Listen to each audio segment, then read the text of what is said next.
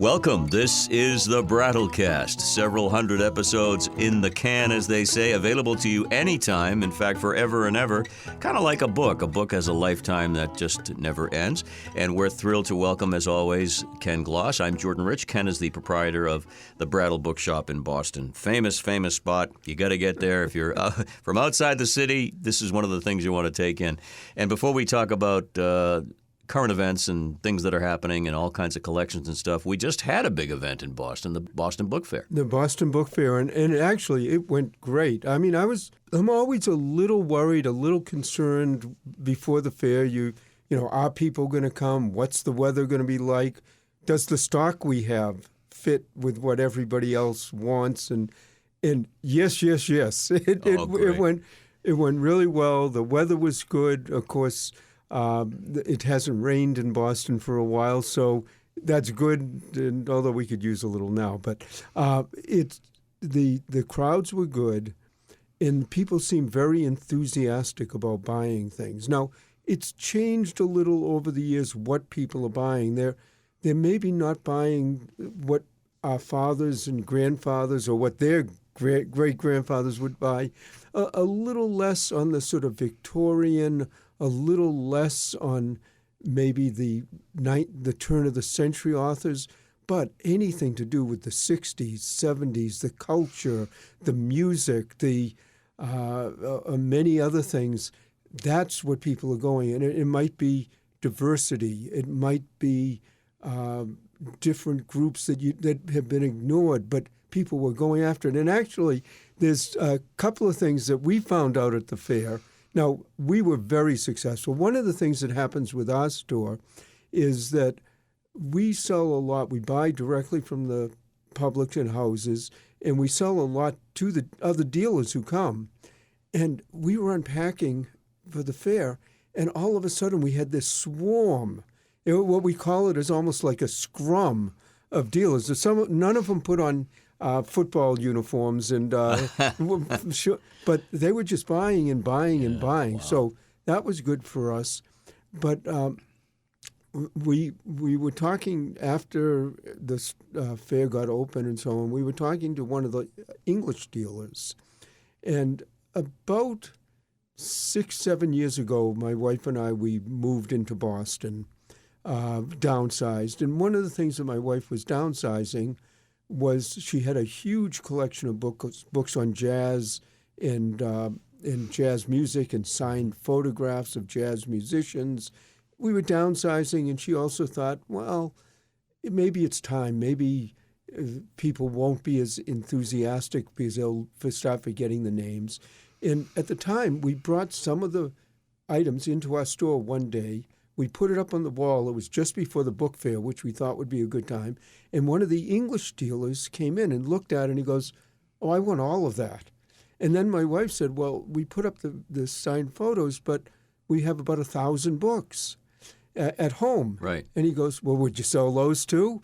And next day they got in a car, drove out where we lived in Newton at the time, and basically said, if you can ship them to us, we'll do it. Now, and they took them all. And the one nice thing they did, she had about 40 signed photographs, some of them very nice.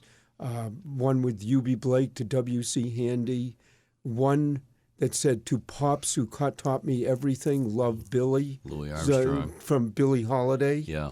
I mean, they took all the pictures and they made a picture of that picture, so she still retains that. But we never really knew what happened to the collection. You know, we knew someone wanted it. We knew someone got it. We knew that there was a little issue at his home that his wife said, no, you're not putting all these books out. But find me a wife who doesn't say that to the husband who wants to do that. Well, actually, we also have husbands who say it to wives. Oh, no, too. I'm sure. To be fair. Yeah. And to be fair, and we've actually one time, I can go off in tangents. We one time had a lady selling us the books of her husband, and many times you get into, the husband's leaving. She says, oh, no, I want these books gone. I was intensely jealous of his collection because he spent all his time in his room with his books and basically ignored me. So she said, I want a good price, but I want these out of here. Anyways, that's an aside. Okay. We never knew what happened to this collection. the dealer, this time we'd become good friends. We went out to dinner, and Joyce was saying, well, whatever happened? Well, he said, oh, you didn't hear? There was a big auction in London of jazz and music and all this. And he said, yeah, Charlie Watts died, and he's the one who bought all your collection from the drummer for the Rolling Stones. Of course. And my wife Joyce said, that's perfect. She said, now it sort of completes the whole story, and it went to somebody who really enjoyed it. And you can say the Rolling Stones were interested in my collection. Well, there's a synchronicity in life, particularly, though, when you're in one big room, one big convention hall with people of similar interests in general, and that's how these things come about. Well, it's how these things come about, and it's also when you get a whole group of people with books, whether it's in a bookstore, whether it's in a library, wherever it is, if they're interested in books, even if they're interested in different subjects and areas, they might, have similar. You get along. You say, "Oh, I'm interested in this, and I'm interested in that." One thing happened at the book fair, though, because we said we're having this really successful book fair, but it's not perfect.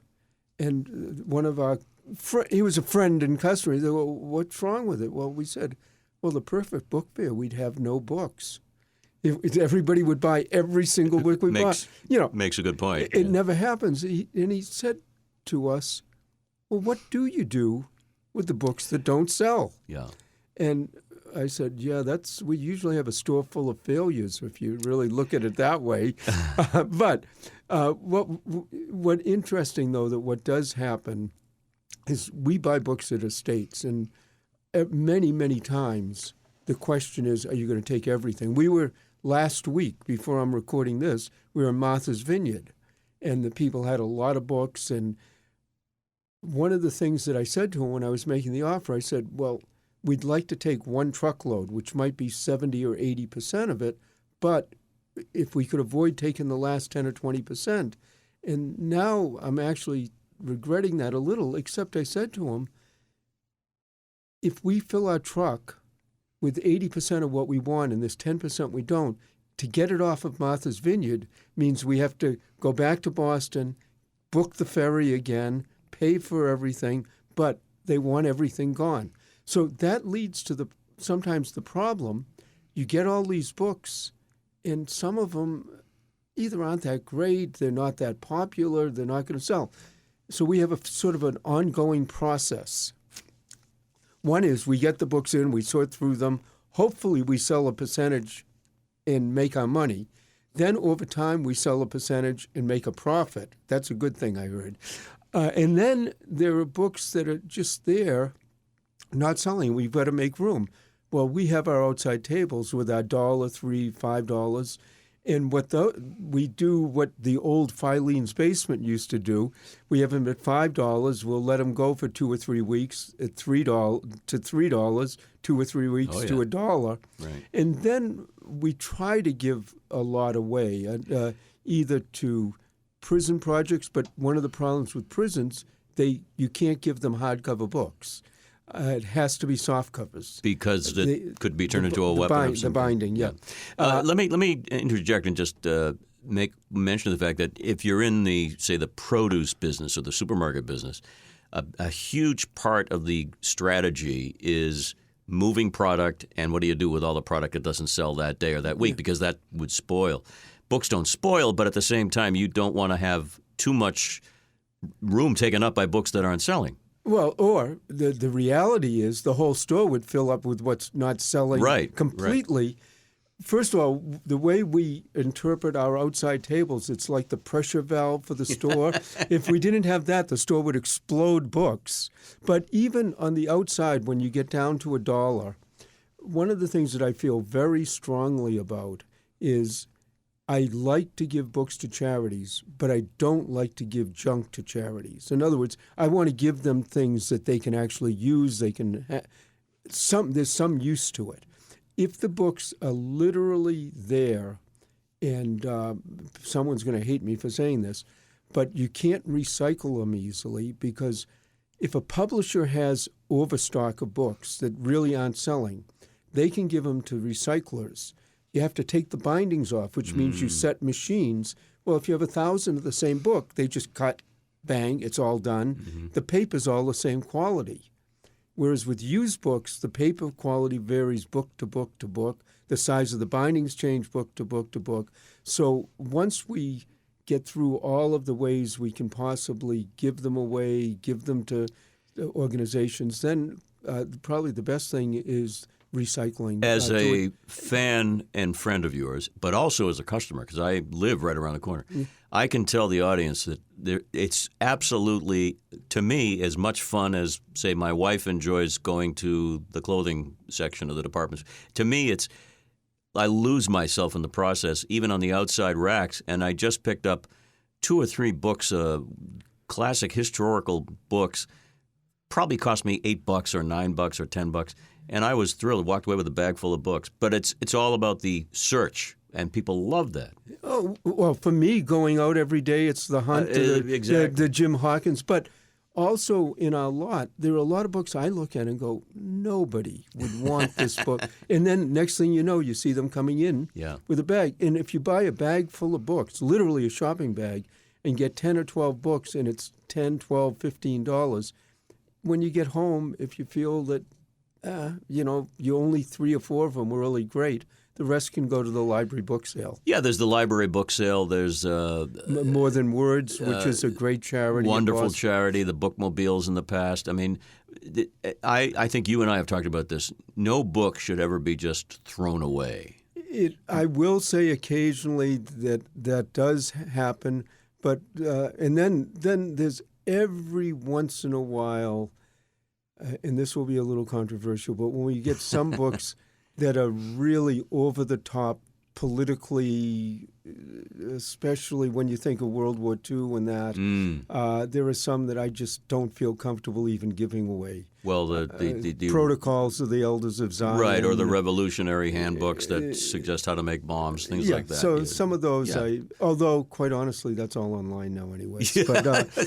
But you can go from book fairs selling very, very expensive books to getting questions about, what do you do with the books that don't sell? And that's what makes it fun and interesting. Exactly. It's challenging but fun. And knowing, I'll just say it again, knowing that I'm talking about Mr. Consumer here, who love to read and love to find buried treasure. I would have been a great pirate. Love to find buried treasure. It's a gas doing it at the store. And it's also the people who come in that are sometimes even the bigger buried treasure. Brattlebookshop.com. Find out more, and also find out about our podcast, the Brattlecast. There are just dozens and dozens of amazing stories, and we've got more to come. Ken, thank you as always. Well, thank you very much.